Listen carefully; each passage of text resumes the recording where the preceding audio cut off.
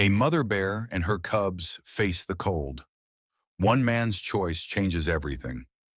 The snowstorm had come faster than expected. Thick white flakes covered the forest floor, turning it into an endless sea of ice. The wind howled through the trees, shaking their frozen branches as if nature itself was trying to warn of something approaching. Deep in the forest, a mother bear struggled to keep moving. Her two small cubs, shivering and weak, stumbled behind her. She hadn't eaten in days, and the brutal cold was making her sluggish. Every step felt like dragging a mountain behind her. But she couldn't stop. Not yet. Miles away, Adam sat inside his warm cabin, sipping on a cup of hot coffee. His radio crackled with warnings about the storm getting worse. He had lived in these woods for years, away from the city, away from people. It was peaceful. He had always believed that nature took care of itself, until that night. A sound outside made him pause. A low, desperate growl. Frowning, he set his cup down and grabbed his flashlight. When he opened the door, the cold hit him like a punch. His breath turned to mist as he stepped onto the snow-covered porch. The light from his flashlight cut through the darkness, revealing a sight that made his stomach tighten.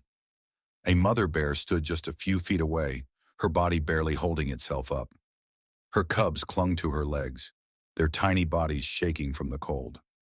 Adam had seen plenty of bears before, but never like this. They were on the brink of collapse. Instinct told him to shut the door, go back inside, and let nature take its course. But another instinct, something deeper, kept him rooted in place. The mother bear lifted her head and met his gaze. There was no aggression, no warning growl, just exhaustion, just silent, helpless desperation. Adam knew he had a choice to make. He turned back inside, grabbed a thick blanket, and tossed it toward the bears.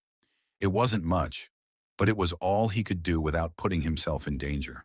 He expected the mother to ignore it, maybe even growl at him for getting too close. But instead, she did something he never thought a wild animal would do. She collapsed onto the blanket, curling her cubs against her. Adam stayed up all night, watching from the window. He knew the storm wouldn't let up anytime soon. If they stayed outside, they wouldn't make it till morning. But bringing them inside? That was insane. And yet, just before dawn, as the mother bear struggled to stand again and failed, Adam made his decision. He put on his thickest coat, grabbed another blanket, and against every ounce of logic in his mind, stepped outside. The wind cut through him, but he kept walking toward them. He crouched a few feet away and whispered, "I don't know if you understand me, but you're not going to survive out here." The mother bear lifted her head weakly. She was too tired to fight, too weak to even move. Adam slowly reached out, draping the second blanket over her cubs. They didn't resist. He knew this was dangerous. One wrong move and she could still react. But for some reason she didn't. The moment he picked up the smallest cub, his heart pounded in his chest. This was insane. This was suicide. And yet he carried the tiny shaking creature into his cabin. When he came back out, he expected the mother to react, to lunge to stop him. But she didn't. She just watched. One by one, Adam carried the cubs inside, placing them near the fireplace. They huddled together, their tiny breaths still weak but steady. And then he did something he knew could cost him everything. He went back outside for the mother. She barely moved as he draped another blanket over her, trying to coax her to move. But she was too weak. Adam hesitated, knowing he couldn't carry her. There was only one option left. He left the cabin door open. The cold rushed in instantly, but he ignored it. He took a few steps back inside and waited. The mother bear blinked at him, her breathing heavy. Adam wasn't sure if she understood what he was offering. Maybe it was too late. Maybe he had just wasted his time. And then, to his absolute shock, she moved. It was slow, painful, and unsteady. But she dragged herself toward the open door. Adam took another step back, his heart racing. He didn't know what was crazier, the fact that he had just invited a bear into his home, or the fact that she was accepting it. With the last bit of strength she had left, the mother bear crossed the threshold, stepping into the warmth. Adam quickly shut the door behind her, sealing the storm outside. The wind screamed against the cabin, but inside there was only silence. The bear collapsed near her cubs, her breathing still weak but steady. Adam stayed as far back as he could, watching as she curled around them, her massive body finally able to relax. He had just done something that went against every survival rule he had ever known. And somehow, he knew this was only the beginning. Adam barely slept that night. He sat in the farthest corner of the cabin, gripping the hunting knife he kept for emergencies.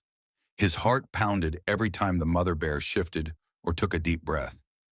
She was inside his house, a full-grown wild bear. The thought alone made his stomach twist. But then he looked at the cubs. They were huddled against her, their tiny chests rising and falling in steady rhythm. The warmth of the cabin had already started working. Their shivers had lessened, and for the first time since he had seen them, they looked safe. Morning came, but the storm hadn't stopped. The wind howled outside, snow piling against the windows. There was no going anywhere. Adam was stuck, with a bear and her cubs. As the hours passed, he realized something strange. The mother bear wasn't just tolerating his presence. She was aware of him, watching him, but she never acted aggressively. If anything, she seemed calm, almost as if she understood that he had helped her. By the second day, Adam started moving around more. He tended to the fire, ate his food, and even spoke out loud sometimes, just to break the silence. The bear never reacted much except for the occasional glance. The cubs, however, were curious. The smallest one, the same one he had carried inside first, toddled closer to him, sniffing the air. Adam held his breath as the little creature came within arm's reach. And then, just like that, it pressed its cold nose against his hand. He froze. The mother bear lifted her head slightly, watching. Adam expected her to growl, to warn him away. But she didn't. The cub let out a soft, almost content sound before stumbling back to its mother. Something shifted in Adam that moment. He had always seen animals as just that, wild, instinct-driven creatures. But this felt different. By the third day, the storm finally began to weaken. The mother bear was stronger now. She stretched, tested her legs, and licked her cubs clean. Adam knew it was almost time. That night, he sat near the fire, staring at the bear. "You'll leave tomorrow, won't you?" His voice was quiet, almost as if saying it out loud made it more real. "Back to the forest, back to whatever life you had before this." The bear didn't respond, obviously, but something in her gaze felt almost like understanding. Morning came, and with it, the final moment. Adam opened the door. A blast of cold air rushed in, but it wasn't nearly as deadly as before. The snow had settled. The world outside was still, quiet. The mother bear stood. The cubs clung to her legs, but she nudged them toward the door. Slowly, step by step, she made her way outside. Adam followed, standing at the doorway. He watched as she turned back once, her dark eyes meeting his one last time. And then, she was gone. Adam exhaled, feeling a strange emptiness settle in his chest. He had saved them, but somehow it felt like they had changed him just as much. Days passed, then weeks. Life returned to normal. The bear became a memory, a strange but powerful reminder of that one impossible winter. But one morning, as Adam sipped his coffee on the porch, movement caught his eye.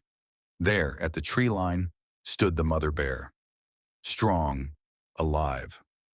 Her cubs, now a little bigger, played beside her. She didn't come closer. She didn't need to. She just watched him for a moment, a silent acknowledgement, a silent thank you. And then, just as before, she turned and disappeared into the trees. Adam smiled. Some choices change everything. Compassion isn't just about helping others. It's about breaking the barriers that divide us. Sometimes the bravest thing you can do is choose kindness, even when it makes no sense. Because in the end, the choices we make define not just our lives, but the world around us.